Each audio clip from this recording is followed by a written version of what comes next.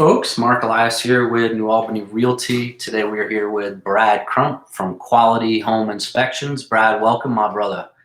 Thank you, sir, for having me today. Yeah, buddy. So, Brad, you and I have done a lot of work together.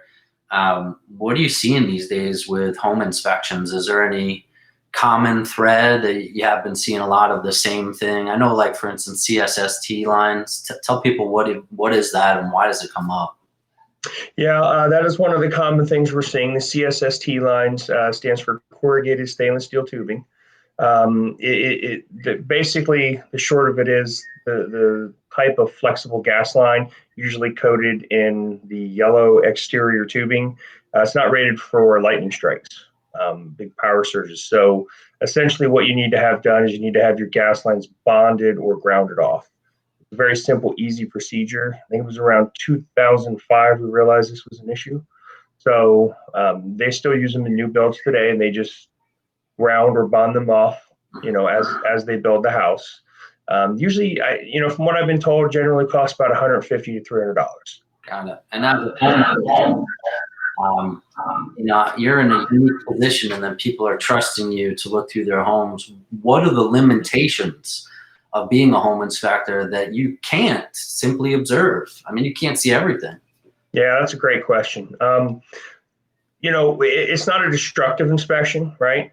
We're not opening up walls. We're not moving somebody's house around. Nowadays, with a lot of liability issues, like I can't even get into an attic unless I get specific permission to move things to gain access to an attic, right? So if it's in a closet, that kind of stuff. So, when you go into a garage and you're part of the wood destroying insect inspection we're looking for is shelter tubes and things like that for termites, commonly found in garages. And when the place is packed, there's not a lot we can do. It's a visual inspection of the items that we can get to and see. Like, for instance, your electrical outlets. We do as best we can to test all of your outlets. However, when a place is occupied, we're not moving somebody's furniture around, that kind of stuff. So it is somewhat limited to a lot of visual. We do use moisture detectors on walls, things like that, to try to see, through equipment, through our technology, what we can see. But there are definitely some limitations. Your furnaces, we try to take the covers off. Your electrical panel, take the covers off. But again, if these things are blocked, we do have somewhat of limited access to. So that's where we've really put a lot on the realtors, and the realtors are doing great jobs with this now in their listing, telling people, hey, let's clear out access to things, and make sure the home inspector has full access to a lot of this. Sure. Yeah. I think one of the misconceptions is see if you can lower your volume just a bit. I think one of the misconceptions of home buyers is that a home inspector is a magician. What are some of the recurring challenges that you encounter where homeowners think that you're going to see something when really that's actually not within the scope of your work? Is there anything? Yeah. So can you hear me okay? Yeah, I can hear you. Better? Yeah. Okay. So for instance, there's a lot of things that are outside of the scope of the inspection. A lot of the add-ons to the house, for instance, if you have a generator, we're not testing those. We're not testing pools and spas and things like that. So those are a lot of the normal aspects. Now, more to, I think, pinpoint your question, they expect you to be able to see or find certain things that aren't generally part of the inspection. Like, for instance, a lot of it's cosmetic. They look at cosmetic issues as, well, that's something I want them to fix. That's something, well, if it's functional and it's safe, it's not something we're generally going to do.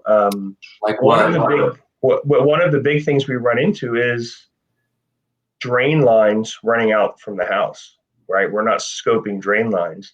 And so sometimes you try to tell people, especially on older houses, hey, listen, you may want to have these scoped and cleaned by a licensed plumber. Same with downspout drain lines out. And then when things back up, sometimes I'll get some calls saying, well, we had a backup. Well, we ran the water a good 15, 20 minutes and everything in the house. One of the things you have to do is as a homeowner, understand there's just going to be some things we cannot help you with. We do our best. Yeah. Yeah, I had that happen in one of my deals. The vents in the ground, the registers, Yep. there was some mold all the way down in the vent, and that's not something you guys do. You don't Right. snake. You don't have the equipment to snake down in each and every vent. That's just not part of the scope of work. That's Right. an HVAC person. And so they found that, and they were upset and angry and everything that they would naturally feel if they bought a house and found that. But part of kind of what I do as a realtor is establish what that scope of work is, and then you reinforce it so that they're not surprised. So Yeah, and these are hard hitting, truthful questions and answers that I think people need to have a better understanding of, and I like what you're doing because it's really on the realtor to set up what to expect going in, and then for the home inspector, like you said, to reiterate that and make them understand we're here for the cost effective health and safety related issues, functionality, stuff like that. We can't see it all, but at the end of the day, we're going to do as best we can to find whatever we can for sure. How long have you been? you. I've been doing home inspection for 20 years. Wow. And during that time, what crazy stuff have you encountered? Like as a Oh, realtor, I game for walked in on a naked person. That was fun. I've done been that. in a church at nighttime in the black, where I couldn't see a thing. That was pretty scary. Tell me what interesting things you've gotten yourself into. We did walk into a lady one time that was laying on the couch in the nude. Oh, I've nice. run into a lot of, let's just say, personal items that you don't expect to really see or have knowledge of. Wait, hey, listen, this life, here's the thing. What I try to tell people, right? I'm a stranger, okay, and you may have friends that you've known for 30 years that are your best friends, and they've never been in your closet. I'm a stranger in your closet, right? And so some of the things we have seen, I one of the most memorable is walking into a house that had a full massive dancer stage with pole and everything in the basement.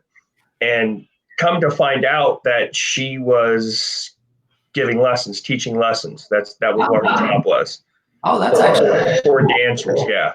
But the crazy thing was that she had converted the entire basement into this atmosphere of nothing but mirrors on the ceilings and the walls. Stage was just absolutely massive. Actually, had two poles coming down, and that was an interesting one. so. What happened? Have you ever encountered something illicit where you said to yourself, I don't know if I should be seeing this, or you had to ask yourself, like, hey, man, this is like downright illegal. Yes, I have. I try to keep a balance of remembering why I'm there. Sure.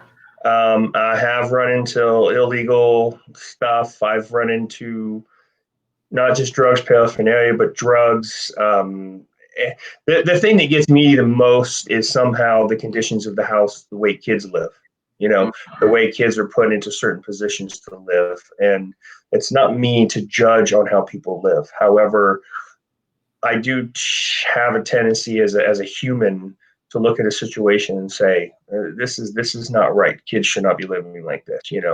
And those are the ones that are hardest to deal with. Yeah. Yeah, I get that. We had this conversation once where I'm a big dog lover. I have a golden doodle. I was a dog trainer in a previous career, and anytime I see dogs, like either in a cage in the basement or just like not a clean, good environment, it gets me. And naturally, if I saw, young kids were living in an environment with roaches and, feces, that would make me really unsettled as well. Yeah. Well, and to your question, the viewers may like to hear this story. I got a call from a realtor one time. She said, "Listen, I need you to do a home inspection on this house. I think there's feces all over the house." And I said, "There's feces all over the house, meaning what?" She says, "Well, we caught a homeless guy living in there." Okay. I don't know what this means. So I'm very busy. This is during the summer. I make my notes and I'm approaching the house. I remembered something odd about the house during the conversation with my realtor. I go back and I check my notes and I realized I wasn't prepared as I thought. So I actually had to run down to the gas station. I had to buy gloves and ask for bags that I could wrap around my feet. And I bought respirators, okay, because I didn't know how bad it was going to be. When I walked in, we're talking floors, walls, doors, anything and everything imaginable in this house was covered in feces. Wow. And I walked in, and that was just from walking in, seeing second level, your foyer, you look over your family room, your dining room, everything. And I turned around and I walked out and I called her and I said, this is really, really bad. She said, is there a red car there? I said, no, there's no red car. She says, is the bottom panel of the garage door pushed open? I said, yes. And she said, okay, I want you to go ahead and leave the property now. Okay, that threw up a red flag. So I left. I called her that night and I said, talk to me. What's going on here? And she said, well, there's a gentleman that we found one time, and apparently they have found him multiple times since. She says, I have not been out in the house. Okay. So she says, we're just going to cancel everything for right now. Okay. A couple of days later, she calls me and she says, turn on the news, turn on the news. And there was a gentleman that had been living in this house that was stalking a lady down the street. And they actually caught him in the bushes with a gun, okay, in the bushes down the street. And it turned out that this was the gentleman that had been living in this place. And he had obviously had some mental issues. And it was just kind of one of those, you see some crazy things, you don't know what you're walking into, So safety for us obviously is a priority, yeah. Yeah. What does your wife think? My wife, she loves the stories. She says that she thinks that I should have retired by now and wrote a book. I tell her the problem is every year I come up with a few new chapters. Okay, it's not something that I don't know is ever going to be finished. Okay, I do come home with some interesting stories. She doesn't like to hear the things about climbing on roofs and that kind of stuff because that kind of scares her. And when she sees me scurrying up ladders sometimes on a people's roof, she doesn't like that part of it. But she does overall accept my. Now I will tell you that we have a golden rule in my house. Any suspect whatsoever of bed bugs in a house, I just send a text message. And when I get home, my garage door's open, and there's a bag out there, and there's a robe out there, and I take all my clothes and put it in the bag, and put my robe on, and I go take my clothes, I wash them twice, I dry them twice, and I go shower immediately. There's no questions asked. There's no nothing. She doesn't like that. I just send a message. She knows what to do because she doesn't want to hear about the bugs and that kind of stuff. So. Sure. Yeah. And is give your volume one more. Am I pretty loud or pretty low on your end? You're just about good. Okay. Can you give it one more down? I'm hearing myself again. So Brad, one of the things that I've found to be awesome about working with you on, we've done quite a number of transactions together, is that you know how to break it down for homeowners.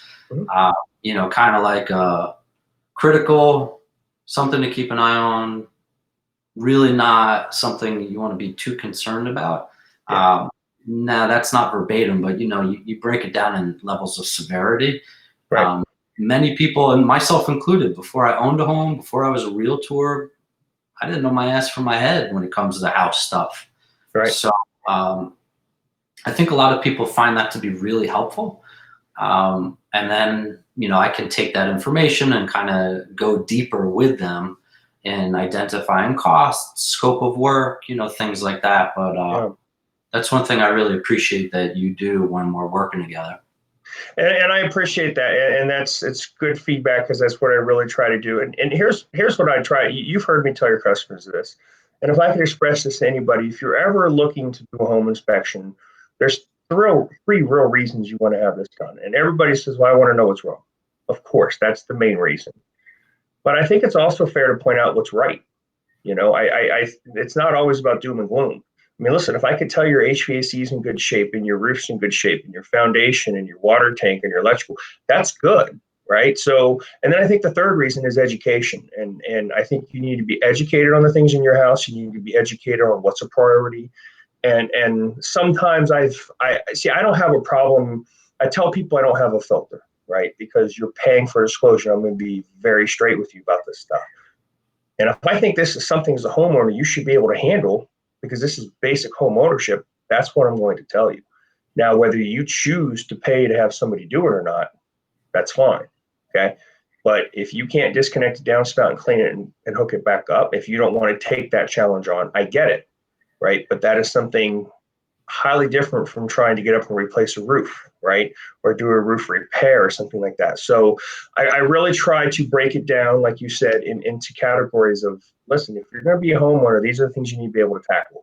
This is what a priority is. This is a safety issue. This is a cost-effective issue, that kind of stuff. And I always try to tell them, if you know the property better than you did coming in, when we leave, if you know it better, then that's a good day.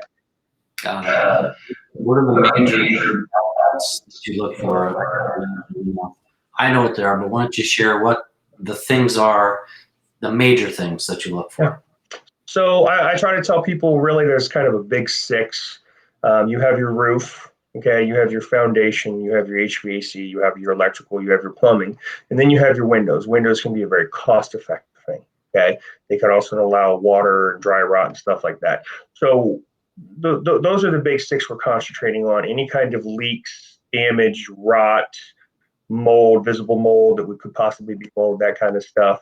Carbon monoxide, big thing. Always looking for that kind of stuff, doing the carbon monoxide test on gas stoves, all your appliances, anything gas related. But past that, structure, your foundation, all the stuff that people have a saying, the bones are good.